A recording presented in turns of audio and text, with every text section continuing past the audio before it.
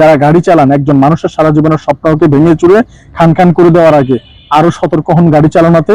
চোখে ঘুম নিয়ে গাড়ি চালাবেন না। কিংবা কোথাও, যেমন আমরা বিভিন্ন জায়গায় ট্রাভেল করি, যদি আমাদের ড্রাইভার সাহেবের ঘুম আসে, আমরা আগের থেকে নির্দেশনা দেওয়া আছে যে সাইড করে কিছুক্ষণ ঝিমাই নেন।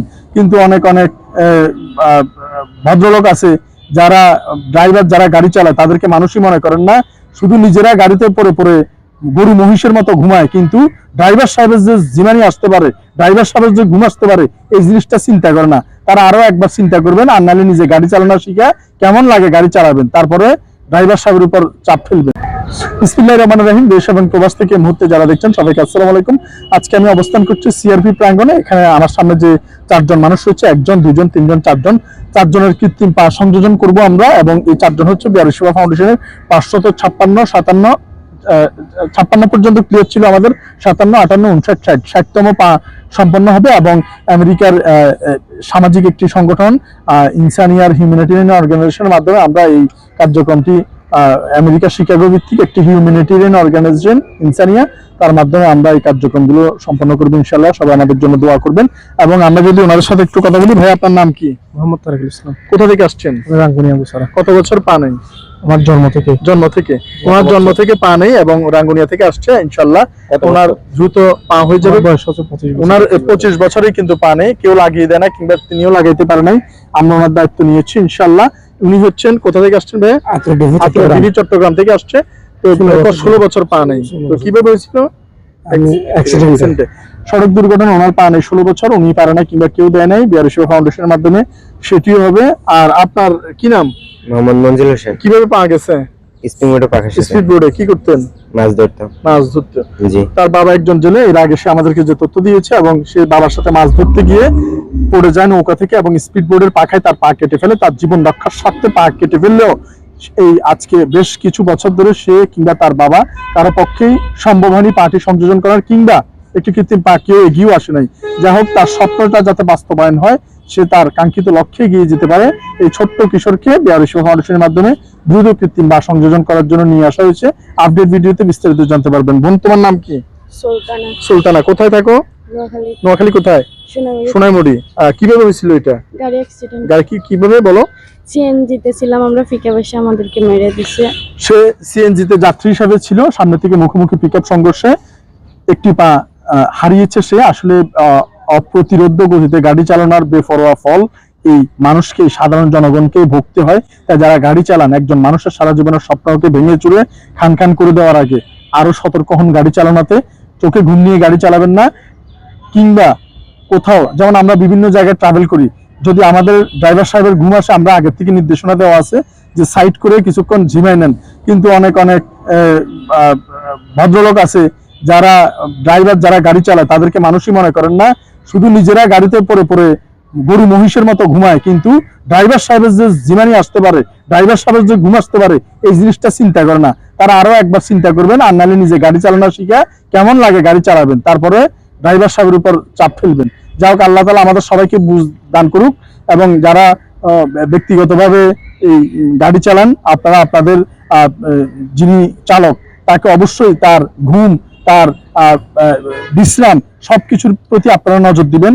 না হলে আপনাদের উপরন্ত কথার ভিত্তিতেই অন্যের জীবন হানি ঘটার, কিংবা আপনাকে সহ বেহেশতে চলে যাওয়ার সম্ভাবনা রয়েছে। তো যা হোক, আমরা আর ওইদিকে যাব না। সবাইকে সতর্ক করছি, সাবধানে গাড়ি চালান। আপনার ভুলের কারণে এরকম একটি মানুষের সারা জীবনের স্বপ্ন নষ্ট হয়ে যেতে পারে। যা হোক, তোমার বাবা কি করে? মাছ বিক্রি করে। তোমার পক্ষে তো এই পা লাগানো সম্ভব ছিল না, কেউ আগেও আসে নাই। তো যা হোক, কেউ আগে না আসলো, আমরা ইনশাল্লাহ তার পাশে দাঁড়িয়েছি, তার একটি কৃত্রিম পা লাগিয়ে দিব আগের মতো। সে কোন ক্লাসে থাকতে তুমি পাটা হারাইছিলা? সপ্তম শ্রেণীতে। এরপর তার পড়াশোনা হয় নাই? যা হোক, এর লাগার পরে, পাটা লাগানোর পরে আমরা দেখবো তার জন্য কিছু করা যায় কিনা। সেটা 2 সপ্তাহ পরে ইনশাল্লাহ আমরা বুঝতে পারবো। পাটি কমপ্লিট হয়ে গেলেই আমরা আপডেট ভিডিও আপনাদেরকে দিব। সে আপডেট ভিডিও পর্যন্ত সবাই আমাদের জন্য দোয়া করবেন, এবং আমরা যাতে এই ভালো কাজ মৃত্যুর আগ পর্যন্ত করে যেতে পারি। বিশেষ দ্রষ্টব্য, 4টি পা লাগানোর ক্ষেত্রে কোনো মানুষ থেকে 2 টাকা, 5 টাকা, 10 টাকা, ফেসবুক, ইউটিউব কিংবা কারো কাছে ফোন করে কিংবা কারো কাছে চেয়ে কোনোভাবেই আমরা পাটি লাগাই না। পাগুলো একটু দেখাচ্ছি আমরা, কার কোথা থেকে একটু হাত দিয়ে দেখেন। আমরা দেখতে পাচ্ছি যে এই মানুষগুলোর পা 2 সপ্তাহ পরে আবারও কৃত্রিম ভাবে লেগে যাবে, যদিও অ্যাকুরেট হবে না, আল্লাহর দেওয়া পায়ের সাথে কখনোই মিলবে না, কিন্তু তারপরেও তারা হেঁটে বাড়ি যাবে তাদের স্বজনদের কাছে, এবং যারা দু একটা কুমন্তব্য করছে বিভিন্ন আজে বাজে কথা বলে তাদের মুখের উপর তারা হেঁটে যাওয়াটাই হবে উচিত জবাব। এবং ইনশাল্লাহ তাদের পাশে বেয়ারি সেবা ফাউন্ডেশন রয়েছে। আবারও বলছি, কোনো চাঁদা তুলে কাজ করা হয় না, আমাদের শুধু নির্দিষ্ট স্পন্সরশিপের মাধ্যমে আমরা এই কাজ করে থাকি। এবং এই বিষয়ে যদি আমাদের রতন ভাই কিছু বলেন। আসসালামু আলাইকুম। ভিডিওটি যে যেখান থেকে দেখছেন শেয়ার করবেন। আমরা সব সময় বলি যে আমরা যে কাজগুলো করি আপনারা আমাদের সাথে সরাসরি এসে দেখা করে যান, দেখে যান যে আমরা কি সমস্ত কাজগুলো করি।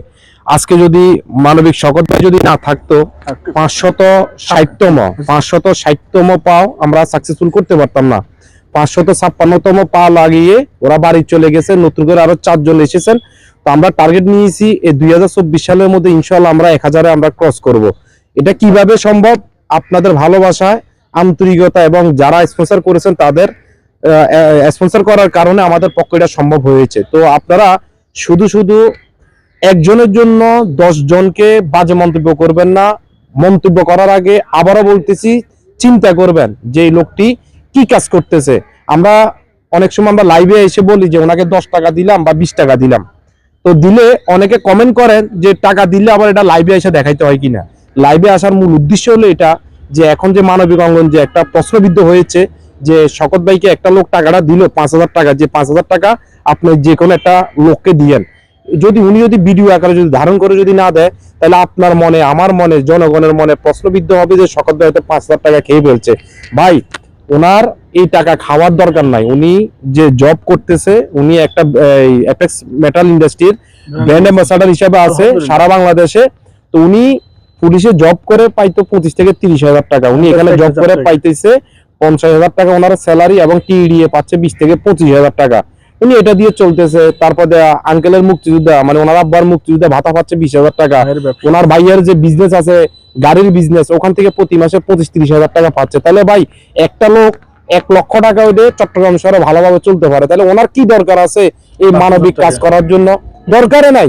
কিন্তু তারপরও আমরা সবাই মিলে ওনাকে রিকোয়েস্ট করতেছি এই কাজগুলো যাতে করে যায়, কারণ এই মানুষগুলোর জন্য। যদি আজকে ভাই যদি এই কাজগুলো না করতো, আজকে এই 560তম পাও লাগাইতে আমরা পারতাম না। আমাকে কয়জনে চিনে। তো ভাইয়ের কাছে আমার রিকোয়েস্ট থাকবে এটাই, আপনি আপনার কাজ চালিয়ে যান, আপনি আপনার কাজ বন্ধ করবেন না। আপনি যদি কাজ বন্ধ করেন তাহলে এই যে যারা অসহায় মানুষ, যারা বেয়ারিশ মানুষ আছে, এই মানুষগুলা কষ্ট পাবে। যেমন আমাদের হসপিটালে 49 জন মা বাবা বেয়ারিশ মা বাবা আছে। আপনার এই মা বাবা গুলো আবার আমাদের রাস্তায় ডাস্টবিনে ফেলে দিতে হবে যদি আপনি মানবিক সকলতা যদি না থাকেন, আপনি যদি দায়িত্ব না নেন। আজকে আপনার দায়িত্ব নিয়েছেন, আপনারা এসে ভাইয়ের কাজগুলো দেখেন, দেখার পর আপনারা সবাই মন্তব্য করেন। তো আবারও ভাইকে ধন্যবাদ জানাচ্ছি। আসসালামু আলাইকুম। ধন্যবাদ রতন ভাই। ইনশাল্লাহ আমরা শেষ করে দিচ্ছি। শুধু 2 সপ্তাহের আপনাদের দোয়া চাচ্ছি, 2 সপ্তাহ পর যাতে তারা অন্যদের মতো হেঁটে বাড়ি যেতে পারে। ততক্ষণ পর্যন্ত ভালো থাকবেন, সুস্থ থাকবেন, এবং আপনাদেরকে যাতে আমরা দেখাতে পারি আমাদের জন্য দোয়া করবেন। ধন্যবাদ সবাইকে। চট্টগ্রাম সিআরপি প্রাঙ্গণ থেকে আসসালামু আলাইকুম রহমতুল্লাহ বারাকাতুহু।